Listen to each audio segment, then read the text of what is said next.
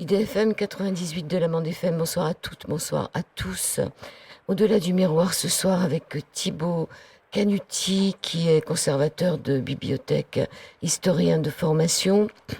Il s'est spécialisé dans l'histoire de l'ufologie et de ses acteurs comme de ses organisateurs. Il est conférencier, auteur de nombreux articles et du livre Un fait maudit, publié en 2007 chez JMG Éditions. Il se signale par son agnosticisme dans un débat où les opinions sont souvent radicalisées.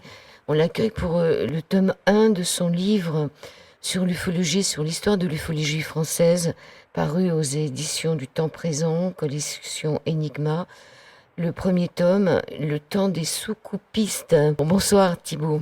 Bonsoir Joël. Alors en fait le tome 2 vient de paraître. Le tome 1 est paru en 2011, donc le temps des sous-coupistes, et donc là le temps des officiels est paru en octobre dernier, en octobre 2019. J'espère qu'on aura l'occasion de parler du deuxième livre un peu plus tard, mais pour l'instant le premier est déjà tellement important qu'on va se limiter au premier pour cette émission-là. Avec grand plaisir. Alors, le temps des sous-coupistes, est-ce que c'est une intention péjorative et pourquoi vous l'avez appelé le temps des sous-coupistes? Alors, c'est effectivement souvent une question qu'on m'a posée, mais c'est en fait une forme d'incompréhension, parce que il faut savoir que le terme sous-coupiste ou le sous-coupisme était pas du tout un terme péjoratif lorsque dans les années 50 en France on commence à s'intéresser un petit peu sérieusement à l'OVNI. C'est tout simplement une dénomination, comme il y en avait d'autres, pour parler du phénomène OVNI, mais qui n'était pas du tout péjorative. C'est finalement un petit peu avec le temps. Dans ce livre, j'aborde aussi des questions d'épistémologie, un petit peu qu'est-ce qui a fait que cette question a été un petit peu reléguée dans les limbes du populaire. On pourra en parler si vous le souhaitez, Joël, au cours de l'émission, mais c'est pas du tout une intention péjorative. C'est pour justement parler un petit peu de ces pionniers de l'ufologie. Moi, justement, ce livre a été écrit un petit peu pour réhabiliter le travail des ufologues et montrer justement à quel point il a pu être pionnier, ce travail de recueil des témoignages, ce travail de réflexion sur ce phénomène. Donc pas du tout d'arrière-pensée de ma part, c'est juste une terminologie ancienne que j'ai voulu reprendre. Alors, les premiers groupes ufologiques sont nés dans les années 50. On peut se demander pourquoi. Ils ont eu besoin d'en créer. Et la commission, vous nous parlez déjà de la commission Uranos et de Marc Thirouin. Oui, tout à fait. Alors, il faut savoir que en réalité, à l'époque où j'écris le livre, j'ignore encore, ça m'a été appris par le Sceau, qui est une distinguée association que vous connaissez peut-être et qui s'intéresse un petit peu au recueil un petit peu des archives anciennes. Pour être tout à fait précis, en réalité, la toute première association ufologique ne date pas, comme je l'indique dans mon livre, donc je suis honnête, de 1951, mais plutôt de 1949. Il semblerait que ce soit une obscure association de la région de Grenoble, mais dont je n'avais pas connaissance à l'époque de la rédaction de l'ouvrage. Donc voilà, bon là, pour vos auditeurs, la vérité historique est rétablie. Mais effectivement, c'est Marc Thirouin qui, vraiment le premier, en tout cas, fait vraiment parler de lui. Ce qui est intéressant, c'est ce que j'essaie de montrer dans cet ouvrage, c'est que Thirouin, c'est pas n'importe qui, c'est un avocat qui est passionné de paranormal, qui est passionné de métapsychique. Et en fait, ce que j'essaie de démontrer dans ce livre, c'est que ceux qui s'intéressent, qui prennent en charge le phénomène, sont avant tout des gens qui se sont intéressés finalement à l'occulte, à l'ésotérisme, à la métapsychique, comme on l'appelle encore, puisque le terme paranormal est un petit peu plus récent.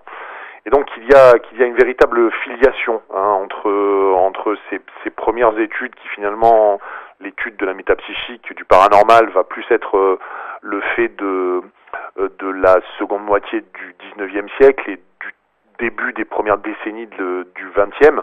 Ce qui est intéressant, c'est de montrer que vraiment ceux qui prennent en charge cette question-là viennent de ce terreau-là. Thirouin n'échappe pas à cette réalité-là, puisque c'est un membre de la Société d'études atlantéenne. Donc c'est quelqu'un qui s'intéresse, qui est un initié, qui s'intéresse finalement à ces questions ésotériques. Alors il y a Thirouin dans le groupe Uranos. Je pense qu'il y a aussi Alfred Nohon qui est convaincu que les soucoupes volantes sont là pour cacher des essais nucléaires. Et toute la théorie de la conspiration des Ouais, Naon, gouvernements oui, visant à cacher la vérité sur les soucoupes volantes. tout à fait. Alors ça, c'est vraiment intéressant de montrer qu'effectivement, dans la foulée des premières études américaines essentiellement, hein, je pense notamment au major Donald Keough, qui est un des pionniers de l'ufologie américaine, il y a des gens pour noter que finalement, il y a un espèce de double discours des autorités, spécialement américaines, sur cette question-là.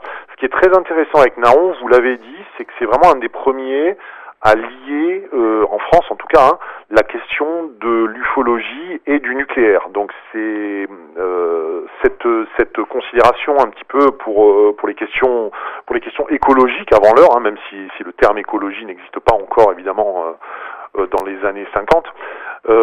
C'est vraiment intéressant. C'est vraiment intéressant de noter que déjà à l'époque, les premiers ufologues s'intéressent sur la corrélation qu'il peut y avoir entre observation d'OVNI et installation nucléaire. Et dans leur esprit, et finalement ça, de ce point de vue-là, on n'a pas beaucoup évolué, on en est toujours un petit peu au même point. Finalement, dans le deuxième bouquin, j'évoque les Drovni, ça date de 2014, donc c'est une vague qui est tout à fait récente. On en est resté un petit peu au même point. Il y a cet intérêt pour le nucléaire, comme si, pour ainsi dire, on aurait entre les mains un espèce de jouet technologique qui nous dépasserait complètement, et que cette forme d'intelligence, cette forme d'altérité viserait essentiellement à nous alerter des dangers qui pèsent sur la planète et des dangers que le nucléaire fait peser sur le devenir de l'espèce humaine. Donc tout ça, c'est très intéressant parce que ça montre finalement ce que les ufologues ont constaté depuis longtemps, à savoir que il y a une intense promiscuité, un parallèle vraiment très très fort entre l'état d'avancement technologique, l'état d'avancement civilisationnel humain et l'OVNI vu de près, l'OVNI tel qu'il se montre à nous. Voilà, c'est intéressant. Finalement, l'OVNI est un phénomène humain, trop humain. Alors toujours dans les années 50, en 55, le fondateur de LDLN, Lumière dans la nuit, Raymond Vieilly, qui lui crée cette revue astrologique en 1957, qui perdure, hein. Elle a été reprise, mais elle perdure, cette revue astrologique. Et puis après, on passe au GEPA et au GEPAN, et vous dites que dès le début des années 60, certains contributeurs d'Ouranos, dont on parlait tout à l'heure, dénoncent l'inclination à la dispersion, les penchants irrationnels et occultistes de leur organisation, manifestant le souhait de s'engager dans une recherche scientifique. Et là, on arrive avec l'énigmatique fondateur du GEPA, qui s'appelle René Hardy, qui est mort d'une façon suspecte. Hein. Oui, tout à fait. Alors bon, Lumière dans la nuit, pour en dire un mot quand même, vous l'avez cité, c'est tout simplement la plus vieille revue ufologique française, qui date donc de 1955, qu'on a surtout connu que Joël Ménard, qui est un grand acteur de l'ufologie, a contribué très très largement à populariser. Ce qui est intéressant de dire là aussi sur Lumière dans la nuit, c'est que c'est une revue d'abord un petit peu généraliste qui va peu à peu se focaliser sur l'ufologie, mais qui s'intéresse aussi aux questions écologiques un petit peu avant l'heure, Vélite est là aussi, toujours pareil, en lien avec ce que je vous disais sur Marc Thirouin, lui aussi, quelqu'un qui vient de ce terreau, de ce substrat un petit peu ésotérico-mystique, on va dire ça comme ça. Le GEPA, effectivement, c'est un tournant, dans les années 60. Justement, les ufologues souhaitent un petit peu se détacher de cette gangue irrationnelle, de ce terreau justement ésotérique. Ils voient dans l'OVNI essentiellement une affaire de science, et ce sont des gens qui se disent que finalement, si on mettait vraiment les moyens pour étudier cette question, si on créait vraiment si on étudiait vraiment les observations telles qu'elles nous parviennent, on pourrait assez vite, ils sont encore dans cette idée-là, qui va pas s'avérer exacte, mais ils ont l'impression qu'ils pourraient venir à bout du problème, simplement avec une vraie prise en charge académique. Donc le GEPA, c'est complètement ça. C'est vraiment, on y retrouve d'ailleurs des ufologues ufologues vraiment importants qui s'adjoignent à cette étude. Et eux, effectivement, ils veulent, aux côtés de René Hardy, vous l'avez cité, mais surtout après des époux Fouéré, René et Francine Fouéré, qui vont vraiment être les chevilles ouvrières de ce mouvement, de cette association. Ils vont vraiment s'efforcer là, vraiment de produire des sommes scientifiques, de faire valoir les travaux scientifiques du monde entier au travers d'une revue qui va être très connue et qui s'appelle Phénomènes spatiaux. Et le GEPA, d'ailleurs, assez logiquement, va s'auto-saborder en 1977 au moment de la création du GEPAN, donc du fameux organisme du CNES, qui subsiste encore sous le nom de GEIPAN, évidemment, comme vous le savez. Ils vont estimer que, ça y est, voilà, leur travail associatif a été fait, qu'il n'a plus lieu d'être, puisque désormais le GEPAN existe. Donc c'est assez intéressant. C'est assez intéressant de montrer ça. Et effectivement, René Hardy, c'est une personne très intéressante, qui lui aussi vient de l'Institut Métapsychique International. Donc vous voyez bien qu'il vient là aussi de cette question du paranormal plus large, de l'étude métapsychique.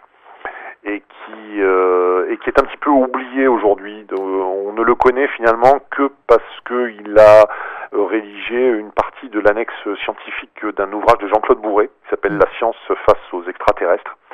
Et donc c'est à ce moment-là qu'il était un petit peu sorti de l'ombre. C'est un ingénieur, un type assez brillant, qui effectivement est mort dans des circonstances assez mystérieuses. Oui, alors, il disait, quelque temps avant sa mort, il disait qu'il pouvait expliquer la façon dont les humanoïdes voyageaient dans la 4e dimension. Et à la page 49 de votre livre, il y a un certain Jean Chassaigne qui, peu avant le décès de René Henry en 72, dit que dans un groupe privé du GEPA, spécialisé sur les observations d'OVNI, c'était un samedi soir et le public était très nombreux. Dès le début, un MIB va s'installer au premier rang. Et il y a toute une description du MIB, c'est-à-dire de l'homme en noir. C'est extraordinaire quand même. Absolument, là on est vraiment dans tous les atours de la geste ufologique, de la mythologie ufologique, certains diraient cela. Effectivement, ce qui est intéressant là de voir, c'est que pour la première fois, finalement assez tôt, dès les années 60, se popularise finalement ce qui va être théorisé par Jacques Vallée un petit peu plus tard, dans son Passport to Magonia, qui est l'hypothèse extraterrestre au second degré. C'est-à-dire que finalement, au vu de ce qu'on constate, au vu de ce qu'on sait de la phénoménologie OVNI, il semblerait que les choses soient un petit peu plus compliquées que ce qu'on avait pensé au départ. C'est-à-dire que finalement, pour rendre compte du phénomène, il suffit pas d'invoquer des extraterrestres venus finalement d'un autre coin de la galaxie, en se déplaçant à une vitesse même subluminique. Il faut imaginer plutôt que des extraterrestres, des extradimensionnels.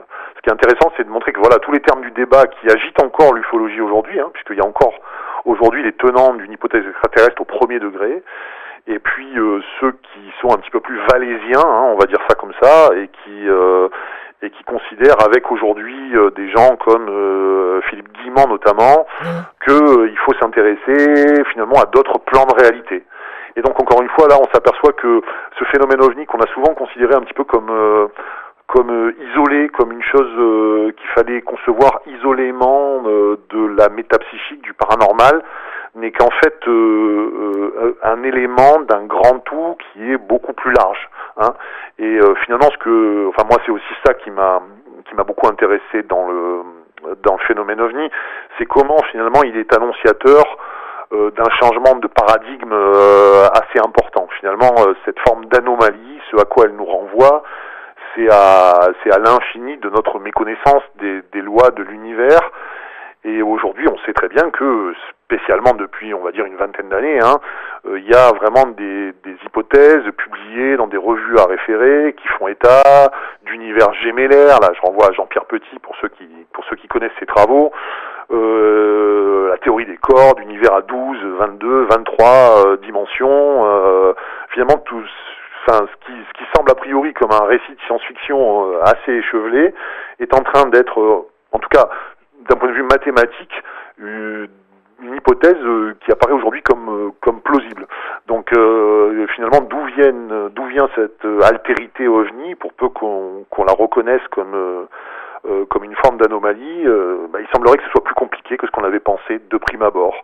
L'hypothèse interplanétaire, comme on disait à l'époque, semble pas capable de rendre compte véritablement du phénomène. Il faut aller chercher plus loin, peut-être dans une hypothèse multidimensionnelle. Alors, un personnage qui a quand même bien médiatisé l'ufologie, c'est Jean-Claude Bourret, hein, dans les années qui était présentateur sur FR3. Il a quand même pas mal aidé à la médiatisation. À notre époque, on ne parle absolument plus des ovnis sur les chaînes de télé ou sur les grandes radios. Oui, tout à fait. Alors, avant lui, il faut citer Jimmy Guilleux quand même, qui sur l'antenne de Radio Monte-Carlo. Alors évidemment, là, c'est sûr, il faut comprendre.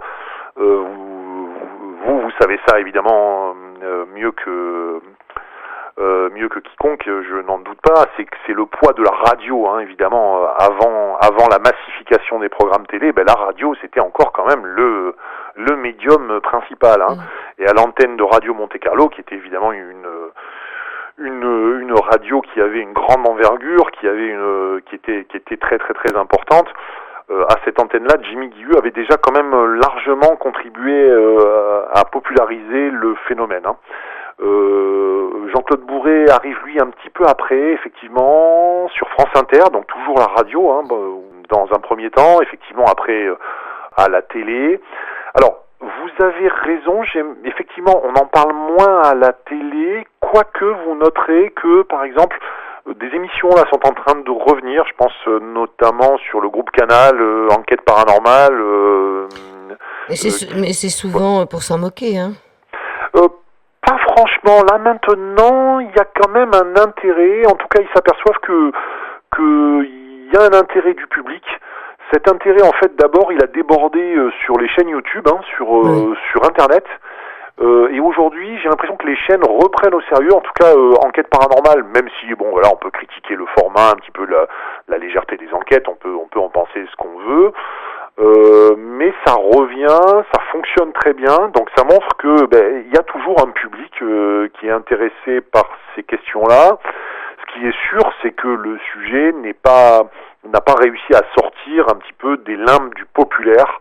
Bon, là, on rentre un petit peu dans des questions d'épistémologie, d'histoire des sciences, hein, finalement. Qu'est-ce qui fait qu'il y a, par exemple, notamment dans le monde anglo-saxon, des chaires de parapsychologie dans des universités de renom, hein, alors qu'en France, c'est beaucoup plus difficile d'étudier ça.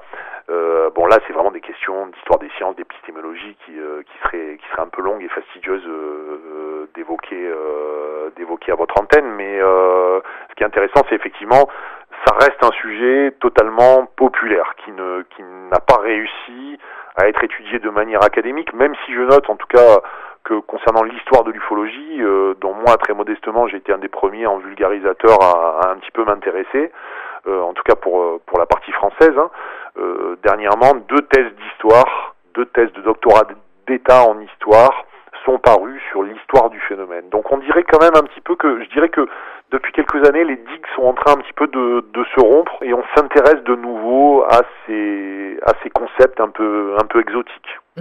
Dans la bibliothèque où vous êtes conservateur, je crois, d'une bibliothèque. Oui. Est-ce qu'il y a un rayon ufologie ? Alors, il y en avait un tout petit. Que vous avez agrandi. C'est assez intéressant d'ailleurs que vous me posiez cette question-là, parce que moi, lorsque j'ai fait mes études à donc l'École nationale supérieure des sciences de l'information et des bibliothèques, hein, qui forment les conservateurs, j'avais voulu faire à l'époque un mémoire d'études sur les littératures maudites. Ces littératures justement qui ne trouvent pas vraiment leur place dans les bibliothèques étant des instances un petit peu aussi validantes, hein, des instances un petit peu normatives qui font malgré elles beaucoup de censure. Et effectivement, vous avez raison de poser cette question-là. Lorsqu'on prend tout le champ du paranormal, qu'on y ajoute par exemple toutes les questions liées au développement personnel, on s'aperçoit que c'est un champ éditorial qui est assez énorme. C'est 18% des ventes de livres en France, donc c'est vraiment conséquent. Et évidemment, vous avez raison de le noter, Joël, c'est pas du tout 18% des collections des bibliothèques. Donc ça c'est intéressant, ça montre que finalement les bibliothèques sont un service public, hein, et se font un petit peu l'écho de finalement ce qui est rationnel, ce qui ne l'est pas, ce qui est digne d'étude, digne de lecture, et de ce qui ne l'est pas. Donc moi effectivement, pas que sur les ovnis, hein, mais je fais attention dans les bibliothèques où je travaille à ce que cette littérature-là soit représentée. J'en veux pour preuve que j'ai créé à Charleville pour mon grand plaisir, et puis je l'espère pour le plaisir aussi de ceux qui s'y rendent, un salon des littératures maudites qui fonctionne très bien, qui a été tout simplement le premier salon, hein, consacré aux littératures du paranormal, des phénomènes mystérieux, de l'ufologie, enfin de tous ces phénomènes-là. Ça n'avait jamais été fait. Il a fallu attendre en l'espèce 2016 pour que je crée cet objet festivalier un petit peu non identifié. Donc ça montre qu'on a encore du chemin à faire pour entendre que ces sujets-là peuvent être dignes d'attention, dignes d'études, et qu'en tout cas ils intéressent les gens, et qu'on n'a pas à balayer ça d'un revers de la main, et qu'on peut tout à fait s'y intéresser de manière rationnelle, sereine. Seconde partie de cet Au-delà du miroir sur l'antenne d'IDFM. Nous sommes avec Thibaut Canuty, l'ufologie française, son histoire de l'ufologie française. Là, on est plutôt partie des années 50, mais un petit peu avant même, on verra ça, jusqu'aux années 75-80. Alors, faut se rappeler aussi, Thibaut Canuty, qu'il y avait la CIBI à l'époque, hein, qu'on a oublié.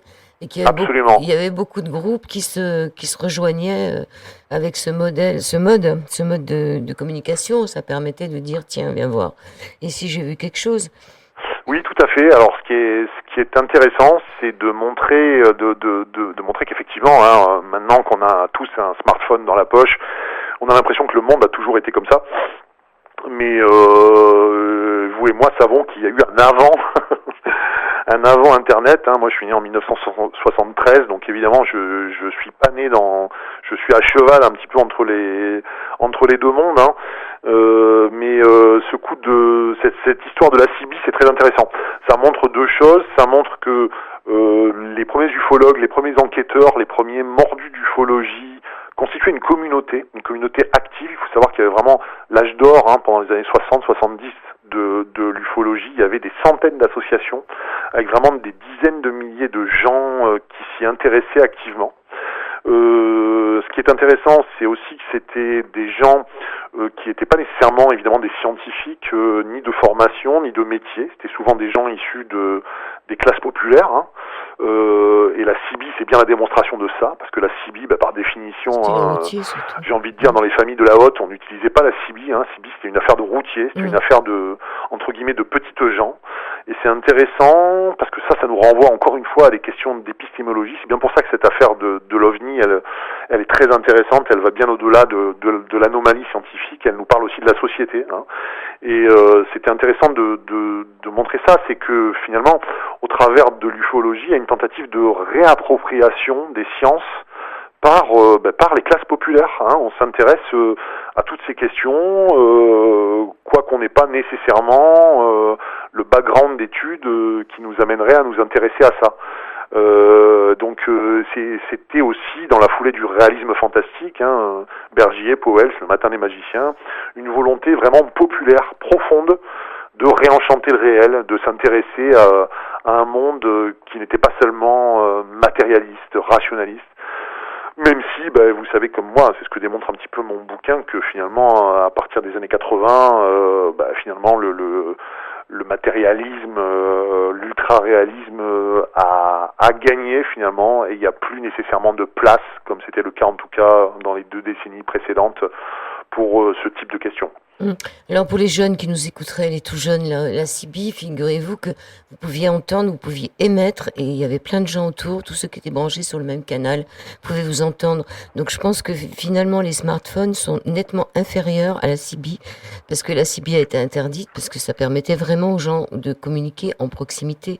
Hein, on n'a plus le droit maintenant d'utiliser la CIBI, mais ça donnait vraiment une possibilité de communiquer rapidement et sans intermédiaire. Parce que là, qu'est-ce qu'on fait avec un smartphone à part dire qu'on est connecté sur Facebook c'est pas du tout la même chose. Non, c'est pas du tout la même chose. On retrouve un petit peu de cette simultanéité de la parole, sur les réseaux sociaux, mais la CB, on va dire que c'était encore quelque chose qui était propre quand même à une petite proportion de la population. C'était pas massifié comme le sont les moyens d'information, les vecteurs de communication d'aujourd'hui. Donc effectivement, ça change la donne. Et puis dans la CB, si vous avez connu un petit peu ça, Joël, il y avait aussi une notion de solidarité, d'entraide, de mutualisme finalement un petit peu, qui était vraiment propre à la CB. C'est pour ça d'ailleurs que c'était beaucoup une affaire de routiers, de gens de la route, qui utilisaient ça finalement au fil de leur pérégrination sur la route. Et cette sociabilité, évidemment, elle a totalement disparu d'Internet. Donc là aussi, on parle d'un temps que les moins de 20 ans, moins de 30 ans, 40 ans... Je dirais même que les moins de 40 ans peuvent pas connaître. Oui, alors c'était un véritable réseau de proximité. Et moi, je connaissais un cibiste qui avait même installé une antenne de CB là, sur sa maison, parce qu'il était tout le temps connecté, finalement. Au lieu d'être sur une chaîne de radio, il était tout le temps connecté sur son réseau. Et ça, absolument, moi c'était le cas de mes grands-parents aussi, pareil, qui étaient vraiment des cibistes dans l'âme, dont l'un était routier, mais qui avait aussi la CB à la maison, comme vous disiez. Donc la CB, c'était toujours une petite fenêtre allumée, une petite fenêtre de sociabilité. On s'en servait beaucoup aussi pour de l'entraide, pour de l'amitié. C'était évidemment un autre monde. C'était un autre monde. Alors, on va parler maintenant, on arrive en 68 avec Gérard Lebas, qui conçoit et structure l'actuel restaurant des repas ufologiques. Fallait y penser, c'est-à-dire que il a conçu le fait qu'il faisait des repas ufologiques un peu sur Paris, peut-être au départ, je sais pas, maintenant il y en a dans toutes les villes, où on invite des ufologues, tout le monde se rejoint. Ça, c'était en 68. Oui, alors Lebas, ce qui est très intéressant, c'est que c'est vraiment un ufologue, je dirais, vraiment très classique, qui a connu beaucoup l'association, qui était vraiment un militant de l'ufologie. Et effectivement, il a cette idée, constatant que tous les éléments de sociabilité ufologique finalement de jadis ont disparu, les associations sont moribondes, la CB n'existe plus comme on vient d'en parler. Il a cette idée-là, il y a une vingtaine d'années environ, au détour des années 2000, de créer effectivement les repas ufologiques qui ont rien moins que pour ambition, finalement, de recréer une forme de sociabilité ufologique, et puis de faire se réunir de nouveau les ufologues et de faire connaître les travaux en ufologie. Donc on en pense ce qu'on en pense, c'est vrai que ce sont des organisations qui sont assez œcuméniques, dans le sens où vraiment on peut parfois regretter que certains certains intervenants qui aient pu s'y produire manquaient un peu de sérieux, mais il faut vraiment reconnaître à Gérard Lebas cette idée assez intéressante de dire on va recréer de la sociabilité autour des ovnis, et il faut croire que ça répondait vraiment à un vrai besoin, puisque comme vous l'avez dit, les repas ufologiques se sont vraiment développés un petit peu partout. Je participe le 10 janvier prochain au repas ufologique de Nîmes, autour de l'association OVNI Languedoc, donc c'est dire que ça existe encore, et ça remplit sans doute une vraie fonction. Sur Paris, il y en a 2. Et sur Paris, il y en a 2. Oui, il y a OVNI Paris et les repas ufologiques. Alors, on va parler de Aimé Michel, le pape de la soucoupe volante, qui au début pensait que les ovnis, il s'agissait de prototypes d'avions ou de fusils militaires. Il était plus que sceptique sur tous ces faits, y compris après l'apparition du livre du major Kayboy. Et après, il change d'avis, c'est-à-dire qu'il est persuadé que ce ne sont pas des avions militaires. Il change d'avis. Ouais, tout à fait. Alors vraiment, Aimé Michel, c'est un grand esprit, c'est vraiment un esprit très puissant, quelqu'un qui, finalement, sa vie durant, va s'intéresser à l'intelligence non humaine. Ce qui va d'ailleurs l'amener à s'intéresser aussi à l'intelligence animale, à un moment donné où on n'en parle pas du tout, ou pas beaucoup. Donc c'est vraiment quelqu'un qui, vraiment de ce point de vue-là, va être très très important. Et puis c'est aussi un des animateurs de ce qu'on va appeler le collège invisible, qui va être encore une fois à une époque où Internet n'existe pas, où on a juste finalement son stylo, des timbres-poste et puis les bons vieux courriers pour communiquer, et puis le cas échéant le téléphone, qui va être au centre d'une espèce de toile de chercheurs le plus souvent qui travaillent dans la discrétion, puisque là on va retrouver des gens comme Vallée ou Guérin qui sont des universitaires, hein, ou Power qui est déjà ingénieur pour le CNES, qui communique par ce biais-là.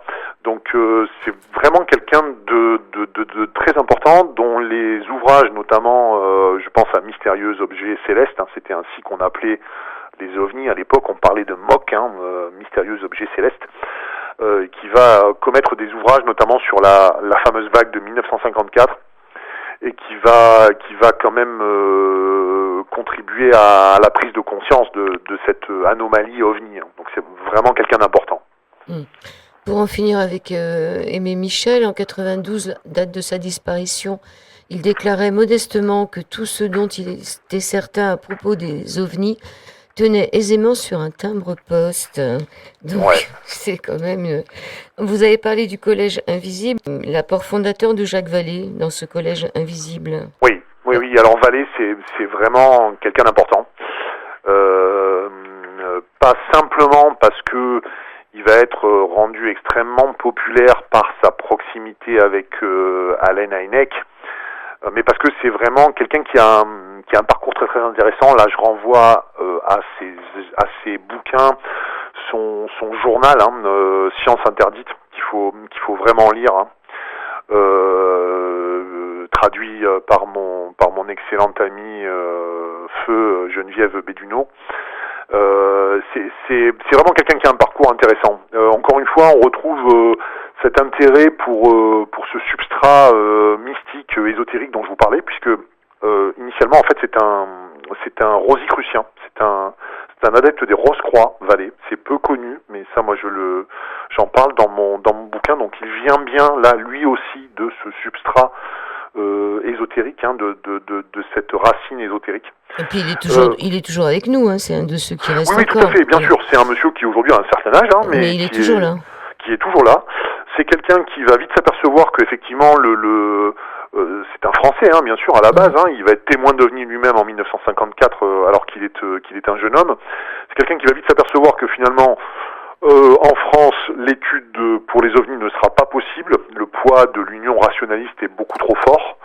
Donc il va s'exiler aux États-Unis. Et on sait que c'est quelqu'un qui va notamment influencer beaucoup de personnes, et pas des moindres. C'est lui qui va influencer Allen Hynek et puis Claude Power, le fondateur du GEPAN, et qui va petit à petit les amener à justement l'hypothèse extraterrestre au second degré dont je vous parlais.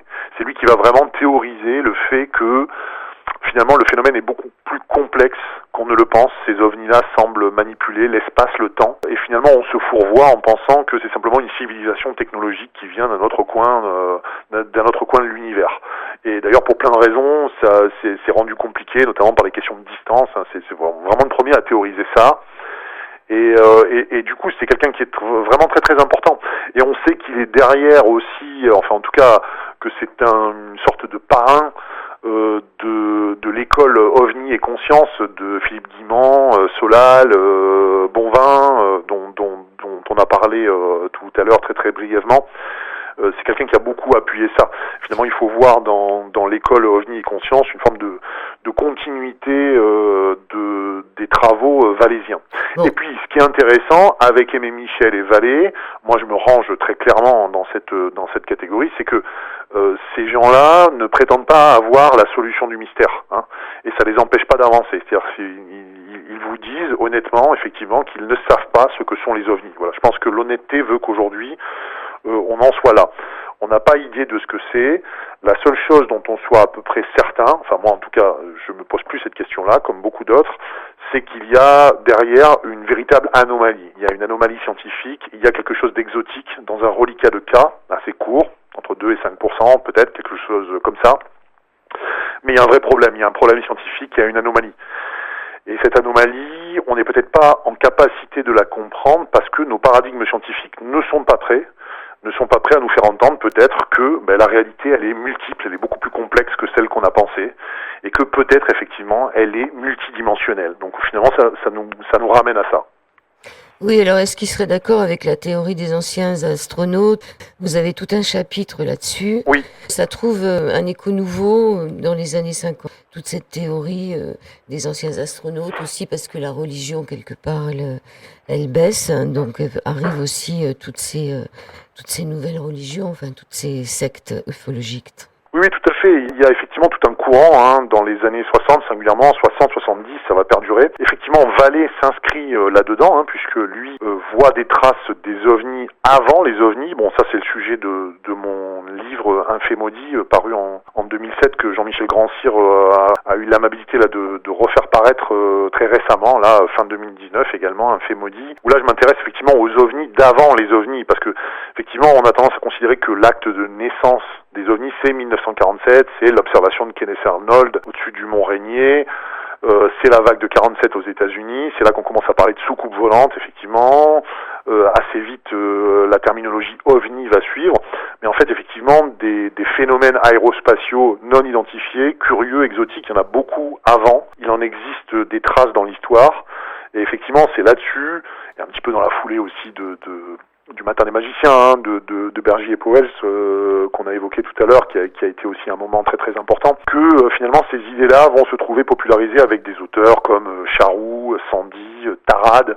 C'est une époque où les livres qui paraissent notamment en collection poche, l'aventure secrète, se vendent vraiment à des dizaines, voire des centaines de milliers d'exemplaires. C'est un vrai phénomène éditorial qui ferait rêver les auteurs de livres ufologiques actuels que nous sommes. Des tirages vraiment comme il en existe plus guère dans ce domaine, mais qui montrent qu'effectivement il y avait vraiment cette volonté parfois un peu maladroite, parce que le néo-évémérisme a donné aussi des errements. On a voulu voir un petit peu dans toute zone d'ombre de l'histoire, et il y en a évidemment de très nombreuses, des zones d'ombre dans l'histoire, dans l'archéologie ancienne. On a voulu voir des traces finalement de nos grands frères galactiques un peu partout, là où vraisemblablement il y avait parfois beaucoup plus d'explications conventionnelles, triviales que ce qu'on pouvait penser de prime abord. Mais c'est quand même intéressant effectivement de montrer qu'il y a eu ce moment-là, et c'est intéressant de montrer aussi qu'aujourd'hui finalement ces théories ressurgissent avec de nouvelles personnes comme Mauro Biglino, dont vous avez sans doute entendu parler, et puis Bleuette Dio aussi, qui fait paraître aussi des ouvrages actuellement qui marchent très bien et qui s'intéressent de nouveau à ces traces anciennes du phénomène OVNI. Alors on va rester dans ces années-là. On avait le premier, c'était Robert Charroux, qui aussi avait fait quelque chose sur le site de Glosel. Ouais, tout à fait. Alors lui, il disait qu'il contactait une planète Bahir, qui venait le contacter à son domicile. Mais il y avait aussi Jean Sandy, qui disait que la Bible est le récit d'une colonisation de la Terre par des extraterrestres, et que les anges étaient des extraterrestres, ce fameux Jean Sandy, et qui a inspiré beaucoup le mouvement raélien, parce que les gens se rappellent surtout de Raël maintenant. Oui, absolument. Moi, j'ai voulu pas éluder cette question des sectes. C'est très intéressant que vous me pointiez le doigt sur cette question-là. Effectivement, ces sectes ufologiques, elles sortent pas de n'importe où. Pour la plupart, elles s'inspirent plus ou moins directement de cette littérature néo-évémériste. Il faut savoir que c'est vraiment là qu'on retrouve les sources de tout ça. Et Raël, alias donc Claude Vorillon, lui, a fait vraiment un copier-coller des bouquins de Sandy. Les Elohim qu'on retrouve dans la religion raélienne, c'est Jean Sandy, les Elohim de la Bible. Enfin, il y a vraiment tout le socle finalement de sa religion. Si on relit les bouquins de Sandy de l'époque, ou les bouquins d'un monsieur qui s'appelait Moiti également, sur ces questions-là, mais c'est surtout la lune clé de la Bible de Jean Sandy, où là vraiment on retrouve complètement la religion raélienne. Donc là c'est intéressant de voir que finalement partout où la science académique, pour des raisons de respectabilité, pour des raisons de paradigme scientifique, pour des raisons rationalistes, refuse de s'intéresser à des anomalies qui font partie de la vie des gens, comme le phénomène OVNI, eh bien la place est laissée finalement à des gourous de toutes sortes. Et de ce point de vue-là, l'aventure raélienne, c'est une vraie réussite, puisque ça perdure encore aujourd'hui, ça réunit des milliers d'adeptes. Il y avait vraiment une place à prendre, et ça montre aussi ce que Jacques Vallée a voulu démontrer dans un ouvrage qui s'appelait La Grande Manipulation. c'est que finalement on a tous une responsabilité lorsqu'on s'adresse au public pour lui parler OVNI, c'est que finalement ce sont des domaines qui finalement comportent une grande part de suggestion, hein, une potentialité de suggestion pour les gens. Les gens sont prêts à un petit peu dans le désarroi moral, dans le désarroi en termes de croyances dans lequel ils se trouvent, dans la fin des grandes croyances, notamment des grandes croyances monothéistes. Il y a une place importante pour tous ces courants de pensée et parfois ce sont des gens pas forcément très très honnêtes qui s'en emparent. Troisième et dernière partie, l'ufologie française avec Thibaut Canuti, son histoire sur l'antenne d'IDFM sur le 98 de la bande FM. Les premiers contactés, c'était en 1866. La première histoire de contacter, il y avait en 1898 une certaine Catherine Élise Muller, appelée Hélène Schmidt. Je pense qu'elle a fini internée, celle-là. Elle avait des contacts avec les Vénusiens, c'est ça, c'était quand même en 1898. Oui. Tout ça, c'est bien expliqué dans votre livre. Il y a aussi le fameux George Adamski, qui fait des photographies, qui photographie des ovnis, et après on se rend compte que ce sont des faux. Ouais, tout à fait. Adamski, Van Tassel, effectivement. Alors vraiment l'âge d'or, même si vous l'avez dit, hein, ça remonte à beaucoup plus loin. Finalement, dès la fin du 19e siècle. En même temps qu'il y a une littérature de fiction qui s'intéresse à l'éventuelle rencontre avec des civilisations extraterrestres, puisque ça c'est vraiment une question qui a hanté l'humanité depuis bien longtemps. Il y a des gens qui évidemment prétendent avoir été en contact direct avec des entités extraterrestres. Donc effectivement les contactés sont vraiment l'incarnation de ça. La plupart s'en servent un petit peu de manière un petit peu mercantile. On va être clair. L'idée c'est de créer vraiment des mouvements qui très souvent s'intéressent pour être clair aussi à votre argent. Donc alors pour certains on est même allé plus loin. Certains ont imaginé que en tout cas la vague de contactés des années 50 était en sous-main financée par les services secrets et spécialement les services secrets américains. C'est ce qu'on appelle tout simplement, alors ça par contre on sait que ça existe tout à fait, ce qu'on appelle la désinformation amplifiante, c'est-à-dire que si vous voulez déboulonner la croyance aux ovnis, si vous voulez décrédibiliser les ovnis, le mieux c'est encore de noyer les gens d'informations sur les ovnis et les extraterrestres, pour en faire finalement quelque chose de profondément culturel. Donc certains qui ont constaté avec étonnement que par exemple Adamski a été enterré dans le cimetière des héros de guerre américains, Arlington en l'espèce, se sont imaginés que finalement en sous-main les autorités américaines qui déjà se préoccupaient de faire en sorte que la croyance aux ovnis ne déborde pas trop, soit en tout cas canalisée.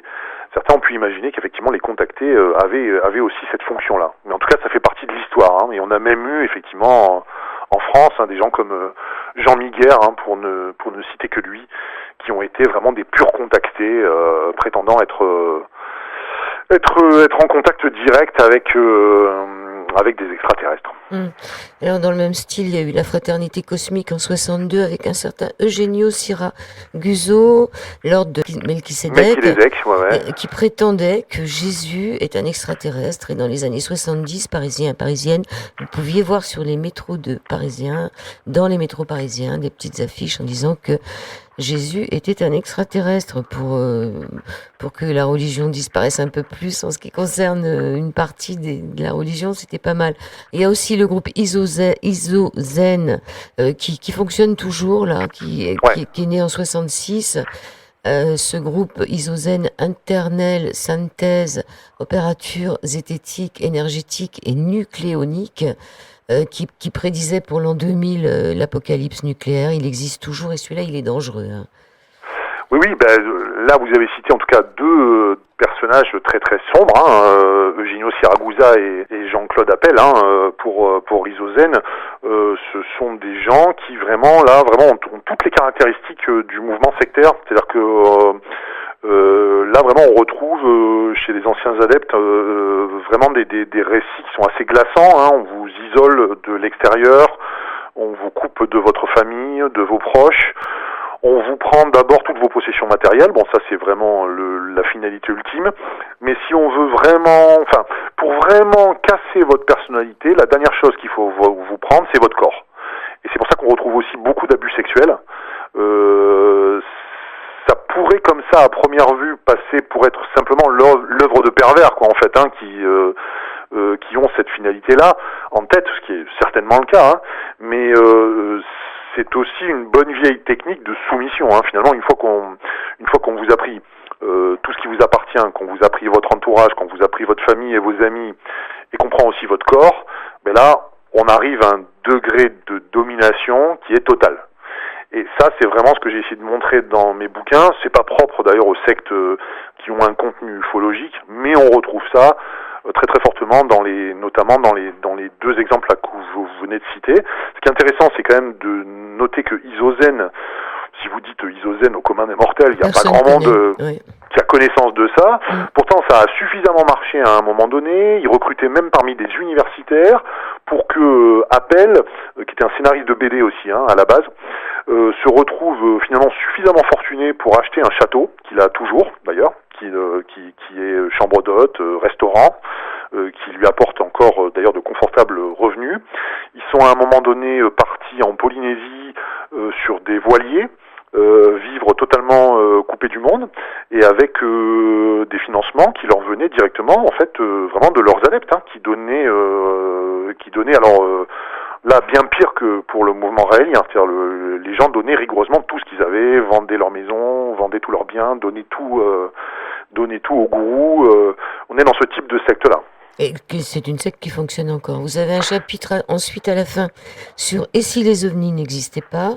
Vous parlez de l'union rationaliste et en 54, un certain Georges Hénière, psychiatre à la préfecture de police de Paris, disait que c'était une psychose collective. Il y avait aussi Jung qui parlait du mythe moderne des soucoupes. Ou est-ce que c'est une dissonance cognitive? C'est la question que vous vous posez dans ce chapitre, mais il y a aussi... Parce que là, l'émission va se terminer. Après le chapitre « Et si les ovnis n'existaient pas », il y a aussi les ovnis qui sont là, c'est-à-dire ceux qui sont là, ces ovnis qui existent avec toute une...